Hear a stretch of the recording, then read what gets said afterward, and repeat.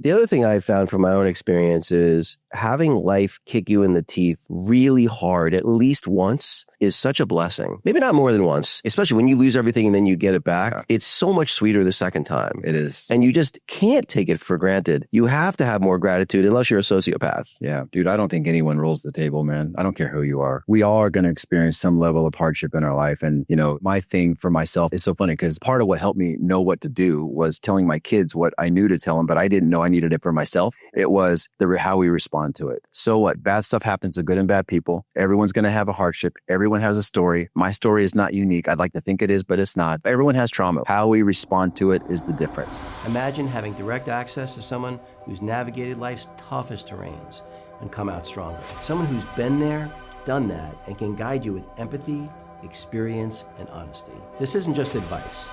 It's a lifeline, a strategy session, a chance to learn from my journey so you can accelerate yours. Without the ability to be self-aware and introspective, the ability for you to get to where you want to go, nearly impossible.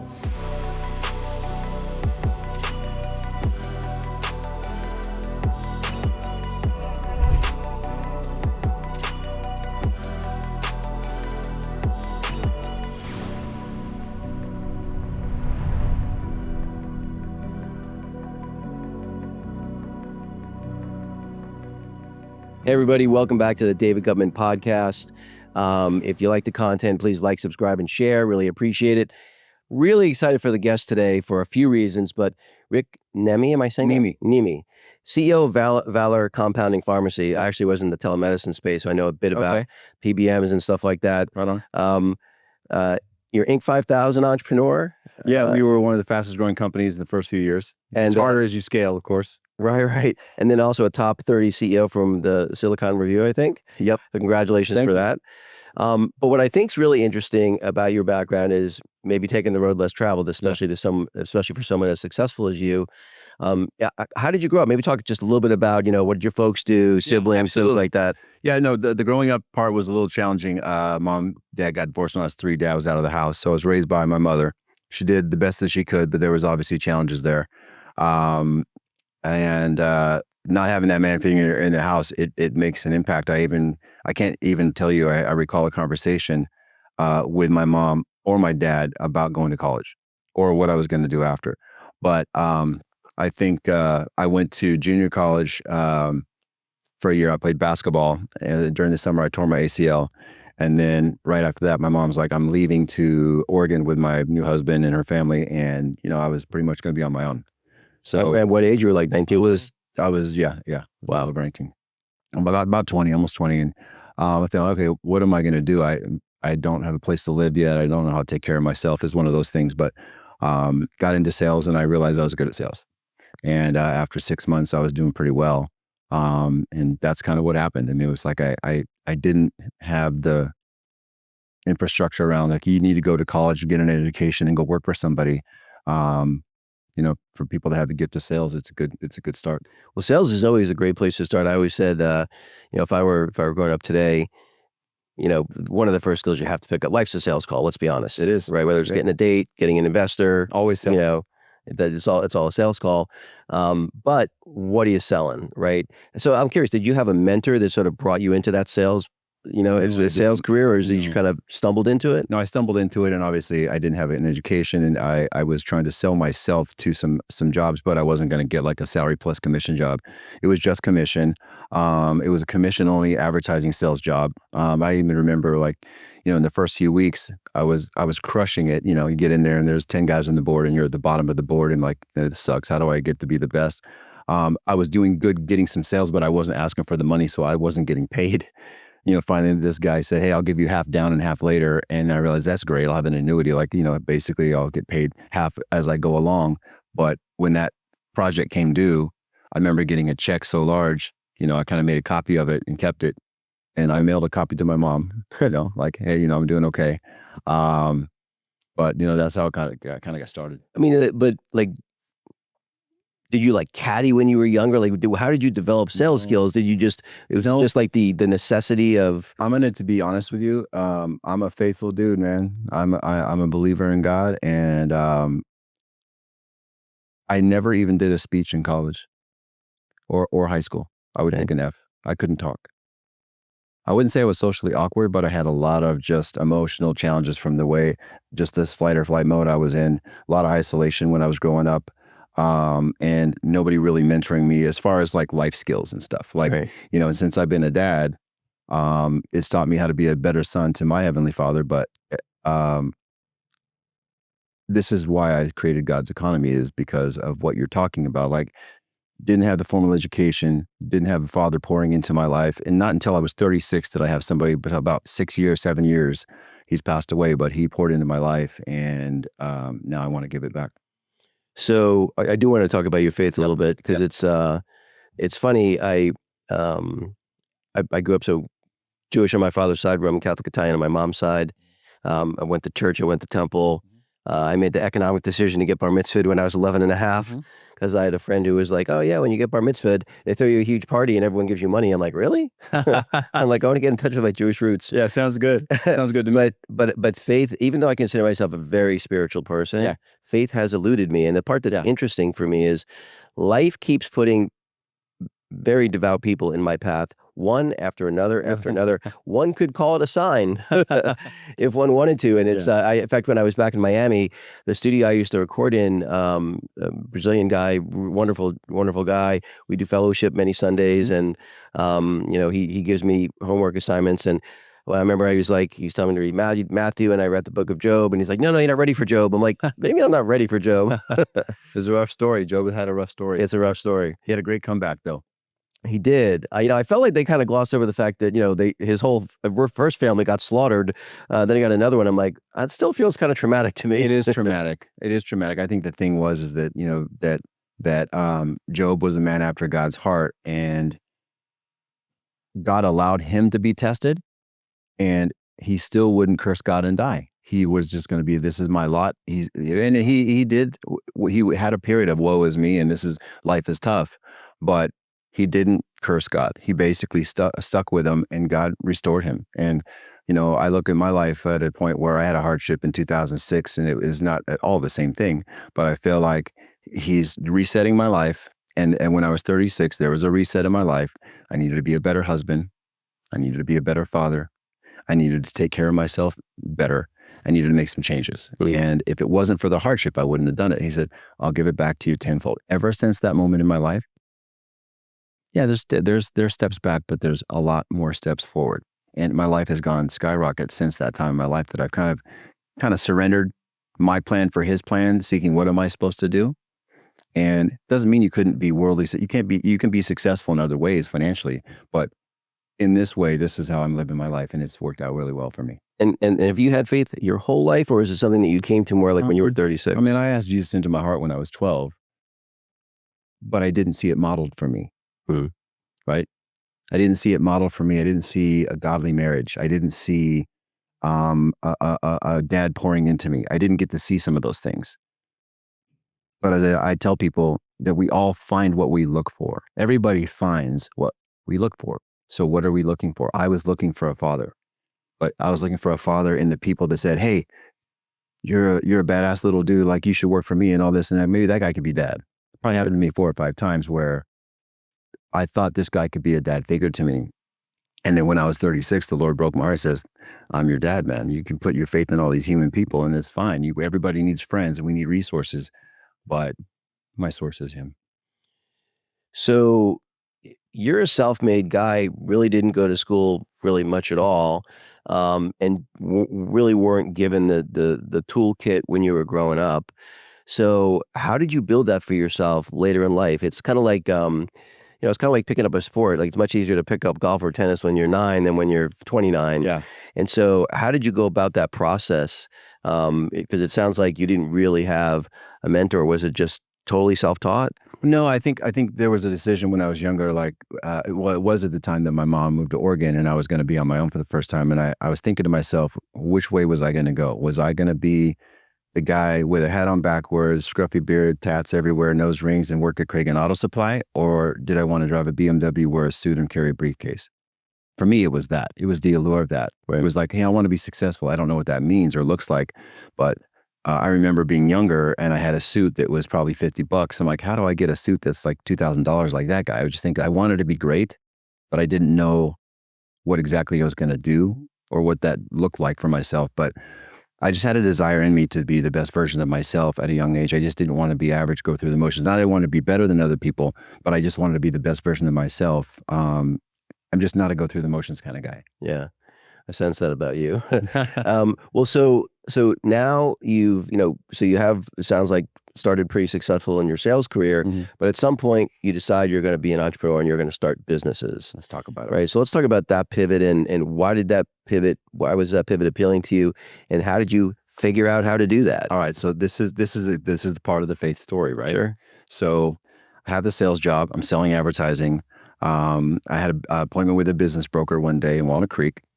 He didn't buy what I was selling. He said, "Hey, if you ever have a pharmacy for sale, let me know. My wife doesn't want to work for Walgreens anymore." So it was just a joke. I just Right. went out the door. Yeah, hey, nice meeting you. Calls me 2 months later, like, I got a pharmacy for sale. I'm like, I don't know how to buy a pharmacy. I'm like 23 years old. Like, what do I know about buying a pharmacy? He's like, well, you can get an SBA loan, do this and that. So I did need some help. I had an older partner at the time, guy about 10 years older than me. And we put a little bit of money down, and at 24 years old, I bought my first pharmacy. You say that like so nonchalantly, like, I mean, 24 years honestly, old, put some money down, bought a pharmacy. honestly, the thing was when I was at that age, I wasn't thinking of why it wouldn't work Right. or how it's not going to work. I was just going for it, man. I wasn't overanalyzing anything. So I think that, as I tell people, especially entrepreneurs, I think a lot of people can struggle with overthinking, right? So I'm Yeah. thinking like plan a little, but work a lot.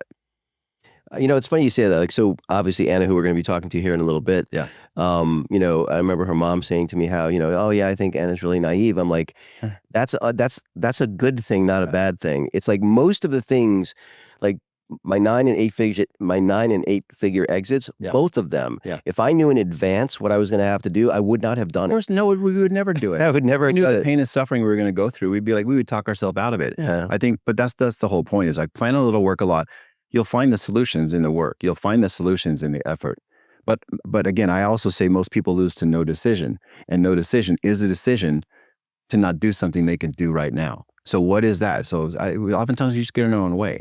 So, but getting back into how I got started, that's a God moment for me. Sure. Come on, man. I mean, that's a loose comment I made. And then it led to that. And then I had a career for my wife. And then, by the way, I'm 24, working with my wife, and I'm growing the business. And every time I grow the business, she's upset because she has to do the work because she's the pharmacist. Right. So talking about being married at 24 and working with your spouse, that was not an easy thing. I don't know how I got through that. I do not know how I got through that. But the point is, go for it. I mean, have a plan, have some structure. But the truth is, and you know this too, most of the time what you planned for it never worked out that way. It went something else. There's never been a business plan in the history of the world that's ever played out the way the business plan said. Facts. Never It's a happened. fact. Absolutely. 100% fact. And that's why if it has to go right to plan, then what's the whole point of it all? And that's why I think a lot of really smart, intelligent people that are super intellectual and they can figure it out, they're trying to figure it out and they're really rigid on what it has to be or look like. Let it be what it needs to become. You know what I'm saying? Just put the effort in, whether it goes left or right, or it's going to turn into something. The effort will lead to something that's positive. It just doesn't have to be what we thought in advance. It happens all the time. And it's just, right? And how many children do you have? I have two. Two. What ages? My daughter's 24, Taylor's 24, and Evan's 22. Okay. Yeah. So maybe talk a little bit about how, because you didn't have that father figure, how the kind of father figure that you decided to be, how intentional were you, and how's that going? It's going good now. I mean, like I said, I think when before this moment I had a breakthrough in my life, I wasn't a bad dad, but I wasn't as invested as I became. And I realized, okay, I got one shot at this. And, when the kids are little, it's different. And then they start getting old and they start needing you different ways. And I just remember thinking, just because I didn't have one doesn't mean I don't get to be one. And when I had this God moment in my house, it was, I felt like he told me he was my dad. He wants me to love my wife like Christ loved the church. And he wants me to be a father to my kids like the one I didn't have. I'm like, I don't know how to do this stuff. And that's why for me, my testimony is there is a God in heaven, because there's no reason why I have any understanding of anything or that I could have the life that I have. I feel like I'm living someone else's life a lot of times, because I'm like, wow, if you could have told me when I was younger this would be my life. I'm like, there's no way. Right. You know, here I am. And that's why I feel very grateful, blessed. And I want to pour out. And same with you, just to encourage people, help other people, because at the end of the day, what we achieve in life, who cares at some point? I mean, someone for the first time the other day even asked nobody cares what I do for work. They care who we are as people. Right. So as a father, it was, how do I be the best version of myself, and what does that look like? And always being there for my son. I had a traveling job selling robots for pharmacy at one point. I would leave on a Tuesday, come back on a Thursday, go right to my son's football practice. I was always there for him. Now he's playing football for USD. We're traveling around the country watching him play football for his, That's got to be exciting. Yeah, and it is. And he'll always remember. So funny, last week's game, he's like, Dad, where were you in the stands? I didn't see you. Right. I'm like, oh, it's just on the other side, because USD's stadium is a little bit weird. He noticed I wasn't where I usually am. That mattered to him. Yeah. You know what I mean? I remember kind of emotional. My dad started a software company in his late 20s, and he traveled all the time, was working all the time, but he also coached my Little League soccer team, my Little League baseball team. He never missed a wrestling match. I was a really good high school wrestler and a mediocre Division I college wrestler, but I remember he once flew from California to New York to watch me wrestle for 6 minutes and then flew back. And you don't forget that. Oh, man. Oh, that's very touching. I mean, that kind of commitment is like, I mean, I don't really understand. I can't wrap my head around people that have kids and they don't want their kids to be better than them or do anything for them. Like I've told my kids, I told my son ever since he was little, you're handsome, you're a good boy, and you're going to be way better than your dad. Right? It's our job to lift up our family. You know, we're the head of the house. We need to take the bull by the horns and be a man. Yeah. And I think, that's also another subject. It's tough these days. What does it look like to be a man in today's economy? Well, it's a good segue. Yeah. I'm curious, having both a boy and a girl. I know I only have a daughter, I have a 25-year-old daughter. I am absolutely certain if I had a son, I would raise him completely differently than I do my daughter. Like my daughter, I don't really care what she does. I just want her to be happy and successful in whatever way she defines it. Yeah. And I know like the job I hated the most of all the jobs I've ever had was working for my dad and like want to be the boss's kid. It's like, and when I went to college, it was the first time I was around a lot of kids where their families were extremely wealthy. But I grew up upper middle class, whatever, not rich. First time I was around really rich kids, and most of the really rich kids were damaged, 80% of them, because they thought their parents' money was their money, especially the sons, and I always said if I had a son and I always thought I would be successful, he's not getting anything. He has to create it on his own. And because not for me, but for him. How do you think about that? I never forget a conversation I had with my son at my house in Rockland. He's walking up the stairs and he listened to this and he knows it happened. And I said, son, I love you, but you're living my life. Now, Shaq will say it differently. Shaq says, we not rich. I'm rich. Right. I've heard him say that. My version of that is, son, this is my house. That's my car you're driving. It's in my name. This little penthouse you have up here and all this stuff. My whole point was, do you not want to be great for yourself? Don't live off your pops, man. Right. You know what I mean? Don't, because by the way, I didn't have this. I created this, but I don't want you to just live on this and just throw in the towel in life and not want to aspire to be the best version of yourself either. I've always told my kids to be great. Man, I've been preaching to my kids for so long in a positive and constructive way. And you think they don't listen. And at some point they tell you that they have listened. It's their choice though still. Right. They got to make their own choice. Everyone's making their choices for their reasons. Taylor's making hers for hers. Evan's making his for his. But at the end of the day, I'm starting to see fruit. Right. Of those conversations that I was having with them. And that's a blessing to see. I will say too, the fact that he's playing college football, like, college wrestling, college football, like, that's a hardship. Like you're having to suffer to be able to get a result. And so even if you are affluent, that's sort of like, sort of built-in suffering when you're playing a combat sport like football. No question about it. I mean, I look at the discipline he has for the types of things he does just to keep his body right and to keep his head right. And that kind of stuff translates into the real world too. Especially for a team sport like football where, there's camaraderie, the locker room, they're your brothers. It's not just about you. It's about a lot of them. Everyone's got to do their part, play their role. But it takes a lot of mental and physical discipline to play Division I sports, no matter what it is. and there's a lot of sacrifice. And one of the things I like about, this is one of the most things I like about football is um, delayed gratification. The amount of time they spend in the off season before their payout is significant. Yeah. You're talking about after the season's over for the next season, you're looking at 10 months of just working out and doing things before you see even the evidence of what you might be doing on the football field. And so to me, that delayed gratification is also something I think is good, at least for football it is.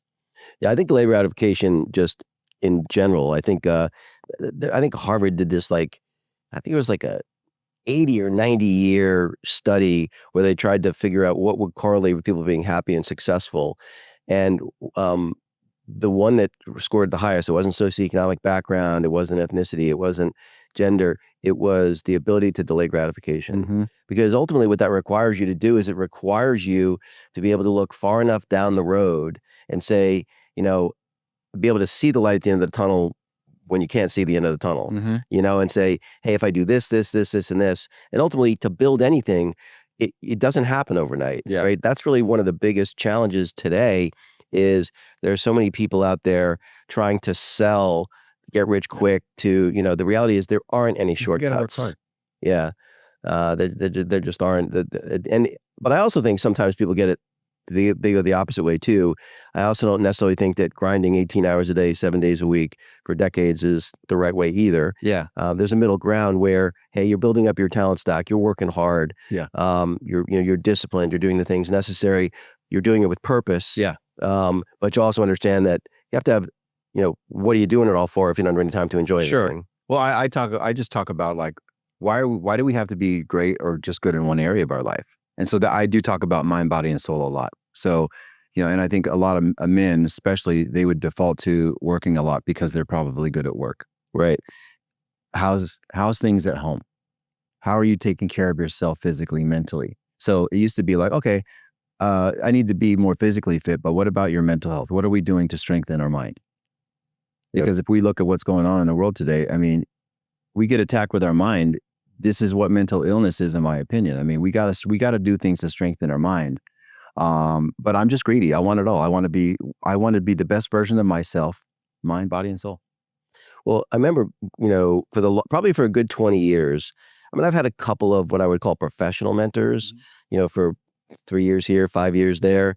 But I never had what I would call a life mentor because the people I met that were very successful financially, professionally, physically, they were disasters. Their relationships were disasters. And so they weren't role models, and it's kind of like the fact you could be good at one thing, but you're terrible at these other things. Yeah. You're not really a role model for me. I know. I was in a CEO group when I was younger, and in between the break, the presenter, I was just talking to him and I was asking him one of the life lessons he could give me. And he told me that he accomplished everything he ever wanted and then lost everything that mattered. So then it didn't matter. Right. And this is a guy who's presenting to us CEOs. I'm thinking, wow, what have he lost his marriage? He had been married 3 times. His kids don't want to have nothing to do with him. He just wasn't. And I'm like, gosh, I don't want to do that. What do I have to do? And that's when I started also thinking about okay, I got to be a better husband. And not that I was bad, but how can I be a great husband? What does that look like? How can I be a better father? How can I be a better businessman? How can I be having this attitude of stewardship instead of ownership, where I can actually try to grow what what I have instead of just taking from it. So it was a big moment, but that impacted me. Yeah, because I saw the sadness in his face when he told me, and I was like, God. And he was older. I'm like, I do not want to be like that. Well, the other thing I found from my own experience is having life kick you in the teeth really hard, at least once, is such a blessing. Maybe not more than once, but at least once, because it's especially when you lose everything and then you get it back, it's so much sweeter the second time. It is. And you can't take it for granted. Yeah. You have to have more gratitude unless you're a sociopath. Yeah. Dude, I don't think anyone rolls the table, man. I don't care who you are, right? Yeah. We all are going to experience some level of hardship in our life. And, it's my thing for myself. And it's so funny because a part of what helped me know what to do was telling my kids what I knew to tell them, but I didn't know I needed it for myself. Right. It was how we respond to it. Yeah. So what? Bad stuff happens to good and bad people. Everyone's going to have a hardship. Everyone has a story. My story is not unique. I'd like to think it is, but it's not. So what? I didn't have a dad in the house. Get over it, whatever. No, everyone has trauma, whatever. How we respond to it is the difference. Yeah. And honestly, I could think of like an example where I had a friend, an old trainer friend of mine, and his son was playing football and had hardship and he quit. My son plays football, he has a hardship and he doesn't quit. So it's how we respond to it. Right. What do you think of that? A lot of thoughts about that. So it's funny. So when I was wrestling, I started wrestling. Sorry, I wanted to play basketball. Okay. I was like 3 feet tall. My dad's like, "You're going out for the wrestling team," and my dad and my brother had wrestled, and I think he understood how useful wrestling was just as a teacher of life's lessons. Anyway, so I started wrestling in 7th grade, and I was pretty good, probably because some of the beatings my brother gave me, kind of, I absorbed a few things without realizing it, and so I was undefeated in seventh and till the very end of 8th grade. Was captain of my team, and I was wrestling our crosstown rival. So two middle schools go to the same high school. Uh-huh. And so last match of the season, I'm undefeated, captain of my team, wrestling a crosstown rival. They're captain of their team. He's also undefeated. And we wrestle, and he beat me like 9-7. Close match, but he was just a little better than me. Yeah. It wasn't like I wrestled well, he wrestled better, I lost. Mhm. One of the things I love about wrestling is it's just the best man wins almost every time. Yeah. Right. And so anyway, the next year, he stayed and wrestled in the middle school for one more year, and I went up to the high school. Mhm. So he's wrestling 7th and 8th graders. I'm wrestling 10th, 11th, and 12th graders. Wow. And so now it's now 10th grade. He's in the high school also, wrestling at the high school also, and we're still the same weight class. And it was funny. I actually was excited to have him because I wanted someone good to push me because he was Mhm. still. Now I was better, but not a lot better. Like he would have caught up. Yeah. Right. Anyway, the first practice, he's trying to intimidate me. And I had an older brother who beat the shit out of me every day of my childhood. And he's my size. You're not going to intimidate me, Right. right? Anyway, so he chipped my tooth in practice, like kind of on purpose. Like he had basically headbutted me, right? And so I was pissed and I just destroyed him. He quit and never wrestled again. Oh, wow. And it was funny. I saw him at our high school reunion. Yeah. And it was like, it was funny. Like, mind you, this is 40 years later, right? And I could tell he regrets it 40 years later. It's like, It's tough. and I remember like when I wrestled in college, I mean, I got my head handed to me in college, because in high school, if you just train hard or whatever, you're going to win most of the time, Yeah. right? If you have even a little bit of ability. Yeah. Division I, everybody's good. Yeah. Everyone was captain in their high school team. Yeah. So you want to talk about humbling. And the thing was, even though I had all kinds of shoulder injuries and stuff like that, I couldn't bring myself to quit. Mm. I wrestled all 4 years. And here's the weird thing about it. I don't even know why someone would ask this question, but whatever, it'll occasionally come up in conversation that I wrestled in college. And I would say like 70% of the time someone will ask what seems like a random question. Yeah. Did you wrestle all 4 years? That is a good question though, because a lot of times people would not finish the whole. And the fact that I did wrestle all 4 years, and I had it would have been easy for me. I mean, my shoulders are destroyed. I could have easily said, oh, dislocated shoulder 5 times. Like it's because of injury. I decided not to wrestle. I just couldn't bring myself to do it. And I'm so grateful that I didn't. Oh yeah. Because again, it didn't matter to the team. We had a pretty good team. I wasn't going to make it any better. There was guys better than me on the team. Yeah. But for me, it was super important. I mean, a friend of mine just told me the other day there's a quitting muscle and we cannot work that muscle out because then that'll manifest itself in other areas of our life as we get older. And I just wonder, this guy that quit, I wonder if he learned how to quit and his life didn't turn out so good.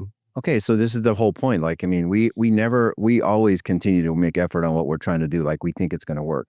So that's the thing. I think when I was younger, I would take things a little more hard. Trying to figure out how to process defeat or learn how to lose.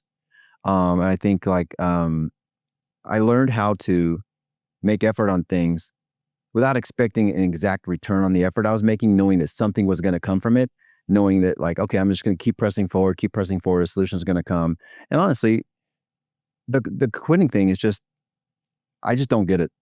I personally, I just don't understand it, but I had to make it or break it. I mean, I was going in the AM PM making 3 hot dogs, eating 2, paying for 1 at some point. Right. I was because I had no money. I had to figure it out. But the quitting muscle is I feel like if someone's not getting their needs met, there's 2 things that happen.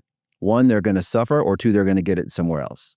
Me, I was the guy that was just going to get it for somewhere else. I was just going to figure out where to get my needs met. Now you clearly don't have a victim mentality at all now. Has that always been true, or is that something that developed? I've never had a victim mentality. I just wanted to be an overcomer, whatever that looked like.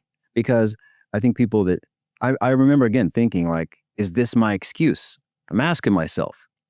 I had a lot of time to be by myself. So I'm thinking about this stuff, conversations with people, what I want to do. I had a lot of alone time. Between 19 and 20, between 19 and 23, when I met my wife. But I remember thinking like, what do I want to do? Who do I want to be? Asking myself these questions. And I just like, I'm not going to throw in the towel in my life. I'm just going to figure it out. I just didn't want to be a loser. I didn't know what that looked like. I wanted to get out of where I came from. I wanted to break it. I just wanted it bad.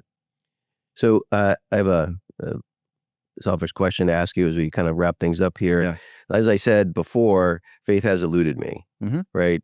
Again, and people say, well, how do you have a good moral compass without faith, without really? And I'm like, to me, it really is just the golden rule, which is I don't like when people lie, cheat, and steal with me. I don't lie, cheat, and steal. It doesn't seem very difficult. I really do genuinely. Just if I have a decision to make, how should I behave in this way? Well, how would I want someone to behave towards me? It's not more complicated than that. And I think so long as you're not a sociopath, that will probably get you a pretty good result. But for someone who is open and seeking and interested, but faith has eluded me, what would your advice to me be? I would say what I said a few minutes ago, in that we all find what we look for. So I think that if you want to find trouble, like as a society, right? You want to find trouble, you can find it. You want to find a hookup, you can find it. You need drugs or anything, it doesn't matter what it is. We can all find it. You want to find a God in heaven, he says that he will allow himself to be found by us. So, but are we really searching? What kind of searching are we searching for? Are we like desperate? A lot of times there has to be tough things that happen in our life for us to be at a point like that. I always say the toughest issue would be for a guy that's does well. It's like, I'm doing well financially. Why do I need God thing? And for me, it's less about, and two things. You mentioned one thing, like, okay, yes, being good people. Like, there's a lot of Christians that aren't good people. They're hypocrites. We're all hypocrites, right? But at the end of the day, we're talking about salvation. We're talking about going to heaven versus just, are we good people on earth? And while we're here, there's other ways to be worldly successful. But what I'm talking about is faith is that if you want to find a God in heaven, so the way I describe it is, he is who you say he is. For me, he's my dad. He's my counselor. He's my friend. He's my father. For someone else, that he doesn't exist. And so, but I also feel like like the wind, you can't see it, but you can feel it. And I just had one moment in my life where it was real to me, and I know he's there for me. I had a pastor on my podcast, just released a week or two ago. Great guy, close friend now, and he said to me that faith is a gift that God gives to some, and I'm like, where's my package? I'm open. I'm waiting for the delivery. It's and the thing is, I don't. Saw that, by the way, your podcast. I saw that. Did you? That one? I did. Yeah, I did. And I was like, Donnie, where's my gift? Like, I'm open. I don't disagree with that, but at the end of the day too, it also says in the word, Lord, I want to believe. Right. Help me with my unbelief. I'm telling you, dude, it's all in there. You want to know like how I got any idea of what anything is? It was in that book. That's all I can tell you. It just comes alive, and like you're somewhere and you're reading it. And I remember being in a meeting one time, and I was like way in over my head. And I was just sitting there praying, like I have no understanding what's happening in the room right now, and remembering, Lord, I don't understand what's happening. And within 10 minutes, I was starting to get it. And I remember just crushing the rest of that meeting, and I rolled the table. I'm like, oh my God, this is unbelievable. He just gave me I needed some discernment on what was happening. And, that's just one example. But again, I was looking for that. Yeah. I found it. And, I just think that if you search for him in a way, it says in Proverbs that, if you're looking for wisdom, we're searching for this like it's buried treasure. And the point is that the amount of effort that we're talking is not just, oh, I'm looking for God. Like, where is he? Oh, there's someone up in heaven. No, this is like, no, I really need you to show up. You know what? I don't believe in you. You need to show up in my life. And there's a lot of stories where people have these encounters where they're like, you know what? I challenge God and this happened, that happened. These are random events. You can just chalk it up to coincidence, or no, he's speaking to you. How is he speaking? And the fact that you're having a lot of people telling you about this, he's tugging on your heart, man. He's tugging on your heart. Well, he loves you like he loves me. We're all in the same boat. I feel like, my daughter has taught me patience, right? And so I'm a patient man. Wasn't always, but I am now. And I'll be patient. and I love it. it'll probably show me in the way when I need to see it at the right time. Perfect, dude. Great. Well, Rick, I really appreciate you making time to do this. I'm Excited. excited to come on with you and Yeah. talk about what Anna and I are up to, but I really appreciate it. Yep. Awesome, man. Thank you. Good to be here.